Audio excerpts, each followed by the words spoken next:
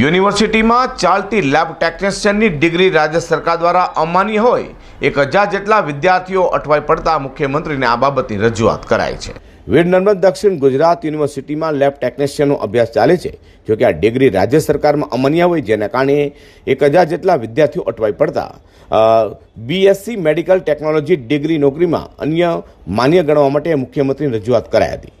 3 વર્ષના કોર્સમાં 400 જેટલા વિદ્યાર્થીઓ હોય અને અગાઉ માન્યતા માટે સરકારમાં રજૂઆતો પણ કરાઈ હોવાનું જણાવ્યું હતું। લેબ ટેકનિશિયનના વિદ્યાર્થીઓમાં રાજ્ય સરકારના પંચાયત વિભાગ, શહેરી વિભાગ અને આરોગ્ય વિભાગના જે રિક્રુટમેન્ટ રૂલ્સ છે તેની અંદર લેબ ટેકનિશિયન શબ્દ જે છે એ ઉલ્લેખ થયો નથી। એને કારણે વિદ્યાર્થીઓ અરજી તો કરી શકે છે, પરીક્ષા પણ આપી શકે છે, ઇન્ટરવ્યૂ પણ આપી શકે છે, પણ અંતે એનું પરિણામ જાહેર કરતાં પહેલાં એ રૂલ્સમાં લેબ ટેકનિશિયન શબ્દ ન હોવાને કારણે એની આગળની પ્રક્રિયા થતી નથી। એને માટે યુનિવર્સિટીના આદરણીય સિન્ડિકેટ મેમ્બરો અને યુનિવર્સિટી દ્વારા પણ રાજ્ય સરકારશ્રીને વિનંતી કરવામાં આવી છે અને ત્રણેય વિભાગના આદરણીય અને માન્ય મંત્રીશ્રીઓ એવાના ઉચ્ચ અધિકારીઓ જોડે ચર્ચા કરીને એના રિક્રુટમેન્ટ રૂલ્સ જે છે એમાં કઈ રીતે કેટલા ઝડપથી ચેન્જ કરી શકાય એને માટેના તેઓશ્રી પણ સનિષ્ઠ પ્રયાસો કરી રહ્યા છે। વધુમાં લેબ ટેકનિશિયનના અભ્યાસ કરતા વિદ્યાર્થીઓ 15 થી 20,000 જેટલી ફી ચૂકવી રહ્યા છે